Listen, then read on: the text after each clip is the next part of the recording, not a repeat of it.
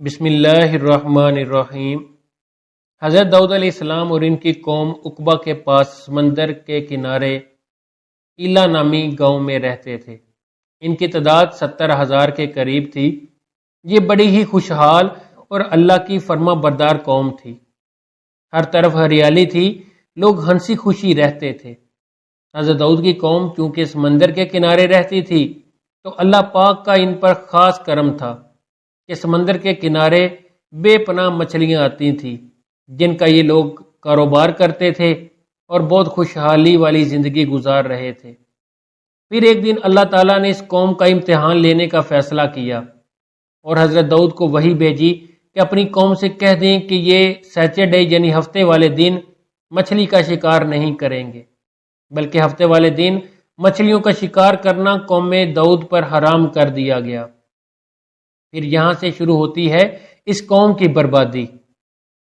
جب حضرت داؤد علیہ السلام نے قوم کو بتایا کہ اللہ تعالیٰ نے ہفتے والے دن مچھلیوں کے شکار حرام کر دیا ہے تو وہ بہت پریشان ہو گئے اور ساری قوم سر جوڑ کر بیٹھ گئی، کیونکہ ہفتے کا ہی دن تھا جس میں مچھلیاں وافر مقدار میں خود بخود کناروں پر آ جاتی تھیں، اور باقی دن ایسے تھے بہت کم اور نہ ہونے کے برابر مچھلیاں پکڑی جاتی تھیں۔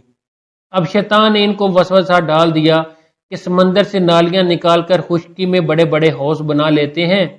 جب ہفتے والے دن مچھلیاں آئیں گی تو وہ نالیوں سے ہو کر ان بڑے حوض میں آ جائیں گی اور نہ نالیوں کا منہ بند کر دیا جائے گا، پھر اگلے دن ان کو پکڑ لیا کریں گے۔ اس طرح ہم ہفتے والے دن شکار سے بھی بچ جائیں گے اور مچھلیاں بھی ہاتھ سے نہیں جائیں گی، وہ بھی پکڑی جائیں گی۔ بہت سے لوگوں کو یہ ہیلا بازی بہت اچھی لگی اور انہوں نے ایسا کرنا شروع کر دیا اور نالیاں سمندر سے بنا کر حوض میں ڈال دیں۔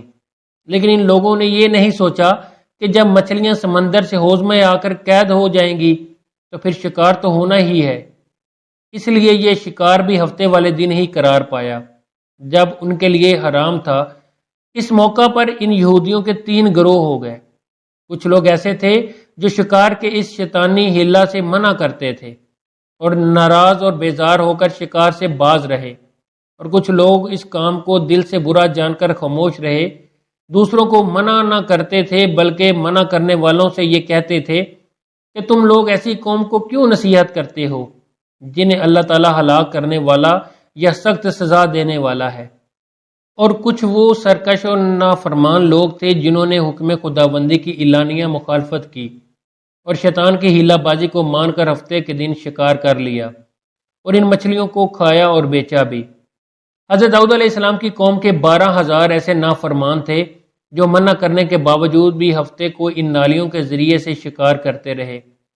حضرت داؤد علیہ السلام نے ان 12,000 نافرمانوں کو اللہ کے عذاب سے ڈرایا کہ وہ ایسا کرنے سے باز آ جائیں، لیکن وہ باز نہ آئے اور کھلے عام شکار کرنے لگ گئے۔ چنانچہ قوم نے ان کے اور اپنے درمیان ایک دیوار کھڑی کر دی، جس کے ایک طرف وہ نافرمان 12,000 رہے اور دوسری طرف وہ لوگ جو شکار سے باز رہے۔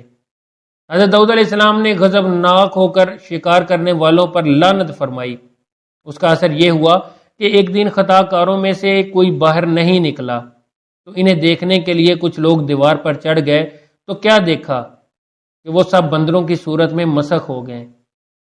اب لوگ ان مجرموں کا دروازہ کھول کر اندر داخل ہوئے تو وہ بندر اپنے رشتہ داروں کو پہچانتے تھے اور ان کے پاس آ کر ان کے کپڑوں کو سونگھتے تھے اور زاروں کے تار روتے تھے، مگر لوگ ان بندر بن جانے والوں کو نہیں پہچانتے تھے۔ ان بندر بن جانے والوں کی تعداد 12,000 تھی۔ سورہ بقرہ میں اللہ پاک فرماتا ہے، اور بے شک ضرور تمہیں معلوم ہے کہ تم میں سے وہ جنہوں نے اس ہفتے میں سرکشی کی تو ہم نے ان سے فرمایا کہ ہو جاؤ بندر ددکارے ہوئے۔ اور مفصل واقعہ اس کا سورۃ الروم میں ہے، جس کا ترجمہ یہ ہے کہ ان سے حال پوچھو اس بستی کا، دریا کنارے تھی، جب وہ ہفتے کے دن کے بارے میں حد سے بڑھتے، جب ہفتے کے دن کی مچھلیاں پانی پر تیرتی تو ان کے سامنے آ جاتی، اور جو دن ہفتے کا نہ ہوتا نہ آتی، اس طرح ہم انہیں آزماتے تھے ان کی بے حکمی کے سبب۔ اور جب ان میں سے ایک گروہ نے کہا کیوں نصیحت کرتے ہو ان لوگوں کو جنہیں اللہ ہلاک کرنے والا ہے، یہ انہیں سخت عذاب دینے والا ہے۔ بولے تمہارے رب کے حضور معذرت ہو اور شاید انہیں ڈر ہو۔ پھر جب وہ بلا بیٹھے جو انہیں نصیحت کی تو ہم نے بچا لیا وہ جو برائی سے منع کرتے تھے اور ظالموں کو ایک بڑے عذاب میں پکڑا۔ پھر جب انہوں نے ممانعت کے حکم سے سرکشی کی تو ہم نے ان سے فرمایا ہو جاؤ بندر ددکارے ہوئے۔ اب سوال یہ پیدا ہوتا ہے کہ آج کے بندروں میں کیا کوئی بندر ان کی نسل سے بھی ہے؟ اس بارے میں حضور پاک صلی اللہ علیہ وآلہ وسلم کی ایک حدیث پاک بھی موجود ہے، لیکن اس سے پہلے آپ کو بتاتے چلیں کہ حضرت داؤد علیہ السلام کی قوم کی ان 12,000 بندروں کا کیا بنا تھا۔ تفسیر میں ہے کہ وہ سب 3 دن تک زندہ رہے اور ان کے درمیان میں کچھ کھا پی بھی نہیں سکے، بلکہ یوں ہی بھوکے پیاسے سب کے سب ہلاک ہو گئے۔ شکار سے منع کرنے والا گروہ ہلاکت سے سلامت رہا، اور وہ بھی جو اس شکار کو برا جان کر خاموش رہے۔ حضرت عبداللہ بن مسعود رضی اللہ تعالیٰ عنہ سے صحیح مسلم میں منقول ہے کہ حضور پاک صلی اللہ علیہ وآلہ وسلم سے کسی نے سوال کیا کہ آج کیا بندر حضرت داؤد علیہ السلام کی قوم سے ہیں؟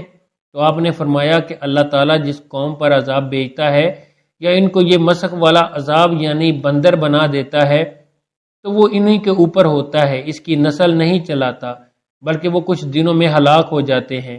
اس لیے یہ بات غلط ہے کہ کچھ لوگ یہ سوچتے ہیں کہ آج کے بندروں میں بھی حضرت داؤد علیہ السلام کی قوم کے بندر بننے والوں کی نسل موجود ہے۔ ایسا کچھ نہیں ہے، وہ صرف اور صرف 3 دن تک زندہ رہ سکے تھے اور ان کے بعد سب کے سب مر گئے تھے۔ آج کی ویڈیو کا سبق یہی ہے کہ کبھی بھی شیطان کے ہیلے بہانوں میں نہ آئیں اور اللہ کے احکام کی مکمل پابندی کریں، اللہ کی نافرمانیوں سے بچیں۔ بے شک اللہ بہت جابر و قہار ہے۔ اگر ہم چاہتے ہیں کہ ہم دنیا اور آخرت میں ذلیل و خوار نہ ہو جائیں تو خدا را اللہ پاک کے احکامات اور نبی مکرم کی شریعت کی مکمل پابندی کریں۔ اے اللہ پاک ہمیں اپنی اور اپنے پیارے رسول حضرت محمد صلی اللہ علیہ وآلہ وسلم کی نافرمانیوں سے بچا رکھنا اور بروز قیامت ہمارے حساب میں نرمی فرمانا، ہم سے قبر کے معاملات میں سختی نہ کرنا اور ہمیں دنیا و آخرت میں کامیابی عطا فرما دے۔ آمین لکھنا مت بھولیے گا۔ ناظرین، اگر آپ کو ہماری یہ آج کی ویڈیو اچھی لگی ہو تو ہمارے چینل کو ضرور سبسکرائب کریں اور ساتھ میں لگے ہوئے بیل آئیکن کو بھی دبا دیں تاکہ ہمارے آنے والی تمام ویڈیو آپ تک بر وقت پہنچتی رہیں۔ اللہ آپ کا حامی و ناصر۔